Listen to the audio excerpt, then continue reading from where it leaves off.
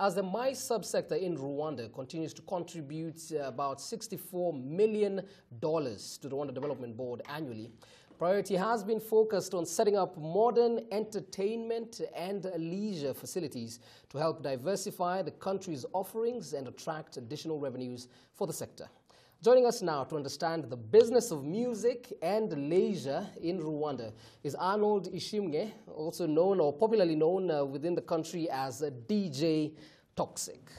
DJ Toxic, definitely a pleasure having you here. First of all, I will tell you, this is the first time I'm seeing you during the day. Yeah. Right? You too. So fitness, yeah. Oh, yeah.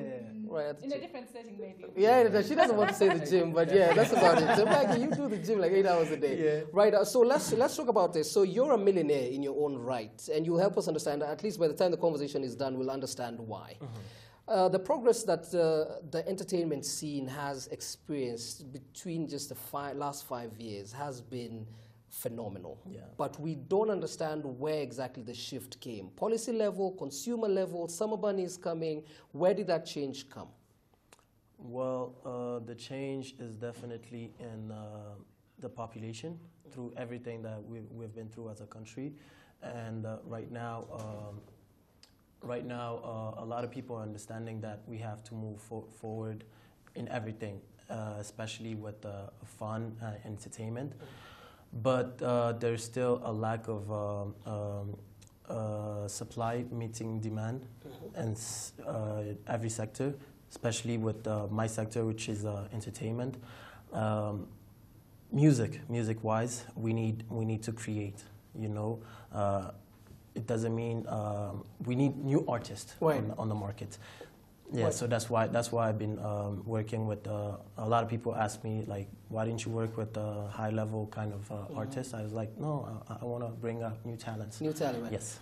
Right, I know Maggie has a lot of questions for you. Yeah, go ahead, Maggie. Let me just throw in something. It's quite interesting for you to say that, you know, Georgie mentioned that we really have had phenomenal progress in terms of the music industry. Yeah.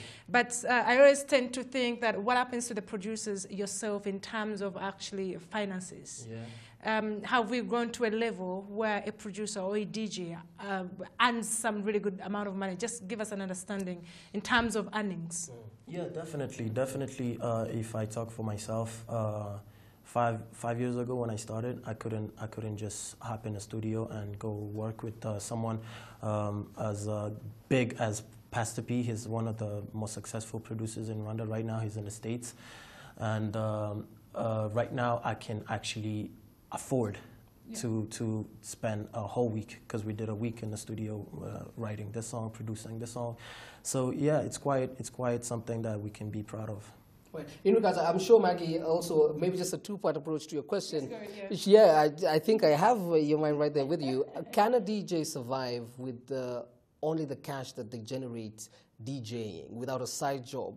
Just give a sense of your daily life, the kind of amounts that you don't have to say the exact, because we'll ask you to fund our weekend, but just guide us through, you know, the kind of range that you're working with. Yeah, definitely.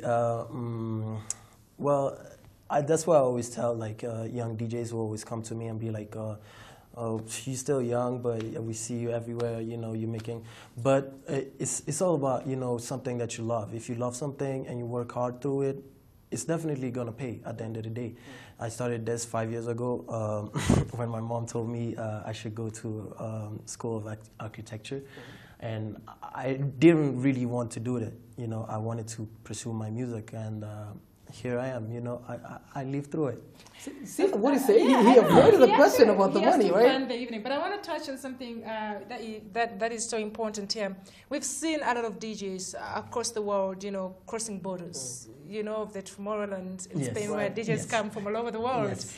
What opportunities there for DJs like in the East African region? Do you ever like cross to Nairobi to do this? Like, what opportunities are there? Or what's your ideal target audience even? Absolutely. Yeah. Well, it's starting to come, you know, as soon as you start to understand marketing, because you cannot travel if people overseas don't know you, obviously. Right. So you have to market yourself. Like, I've been doing that for the last 2 years. That's where I started to learn that I have to market myself. Right. And I went in Goma, and now I have a gig in Kinshasa next month.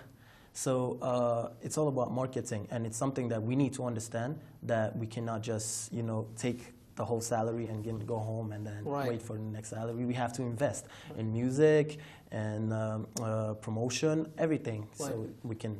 Let's talk about value addition. I remember when we had an interview with Mr. Easy, one of the people that I saw around where we were doing the interview was you. And I spoke to you and I asked you why you were there, and you told me you had brought a set of beats to give to Mr. Easy, and I saw no other DJ there. And now you have a song with Happy Faces featuring David D. So why are you doing this? What's the rationale? It's pretty clear for anyone outside, but why for you? Well, let me take you back to my country. First, as there's this thing on the internet, and like journalists been asking, why don't you play Rwanda songs? And I had this honest answer, which is they don't have music that we can actually play in the club. Most of the songs can be played in a wedding, and slow songs. So after being accused of not playing a lot of Rwanda songs, I was like, Marno, let's go in the studio. You work this side, I'm gonna work this side. Miller also.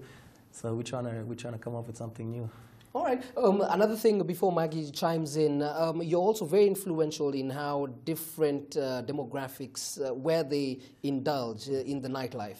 One case, for example, we had a particular club here, of course we won't mention the name, that had a certain issue, and maybe just a few days after that we saw you move to another club. Yes. And you took almost the entire population there. And now your LinkedIn actually says DJ and marketing manager of that particular nightclub. Yes. Speak to us about that. Well, when I moved to that other club, I wanted to shift a little bit. You cannot just be a DJ your whole life. You can try something else. Like when I bring a lot of people to my workplace, I'm almost a marketing manager, even though my boss doesn't see it. But I consider myself as a marketing, because I market my place where I work, and me as a DJ. So yeah. I want to bring in something related to that. When you say you cannot be a DJ for the rest of your life, I always think, well, you can be a DJ, I can be, but just to put that aside, what are some of the low-hanging fruits, some of the challenges that we still have in this particular industry? Because I always feel like, well, there's been a lot of progress, but you still see a lot of these challenges. For example, you mentioned that we don't have Rwandan music. Like people don't tend to, to do really good unless music. It's fused, Exactly. What are some of those things that are still hanging in there that are probably hindering this sector? Well, music-wise, Rwandese artists, I can say this, they kind of. They're feeling themselves too much. They can. Yeah, they can. Yeah, of course. Because they will come where I play, and they wouldn't even say hi to me, but they will send their manager or their friend, whatever, and be like, "Oh, go tell DJ Toxic to play my music." You're there. You come to me, and then we talk. That's how the whole music industry is brought, upon to another level. Not just you being there thinking you're the star, but where I work. In my own place, I'm the star. So, yeah. I need to ask you a particular question, because we know we have the beach festival. We were talking with Maggie about whether she can. Maggie has been gymming for 3 years for this particular event, this weekend, for the beach festival. So we had a similar discussion when we spoke with Sauti Soul, a Kenyan band, where we said that they make a lot of money, but they have to split it internally for people. Now you have the outfit, the Dream Team DJs, and you're doing this gig this weekend. But any profits that come in, you also have to split it internally. So in regards to that, so you have heavy marketing, but the cash that comes in, you have to split it. In the event that you were to go individually, how much of an impact do you think you'd have? Well, I always think that it's always better to move as a team. Right. Because that's, at the end of the day, that's why we founded this Dream Team DJs. See, like right now, we moved the whole Kigali to Gisenyi. Right. All the hotels are booked. Everyone who's calling Gisenyi, they're saying booked every hotel, like every top hotel. So when I go all by myself, I can do a gig, but I don't feel comfortable as if I'm with the team, because I know they got me, I got them. So this beach festival for three days, it's gonna be heavy, and it's the first time we're doing it. Right, how different is it from the others? You have a boot camp, outdoor movie, Yeah. Movie theater. right, whatever, movie theater. whatever, everything. I don't know. What is the Looks like the investment is much more. If you look at it, Yeah. I don't know what the return on investment is on that is. Yeah, maybe he could just guide us through that, right? Well, we got a sponsor abroad, and he's really cool to be like with us. He's like, I like you guys, and I see how you guys are moving in Rwanda. I'm ready to invest a lot of money in this. So big shout out to Rwanda Events. They really helped us through everything because we are doing 3 days. The first day is silent disco. Right. The second day we're gonna be doing boot camp Right. at the beach. Yeah. And the third day we're gonna have an outdoor movie plus our second anniversary. So Fantastic. it's gonna be big. What's the future, as we wrap up, what's the future of Toxic and the future of the industry? The future is Toxic. I want to represent my country abroad. Right. Yeah, as someone who's from Rwanda. Rwanda.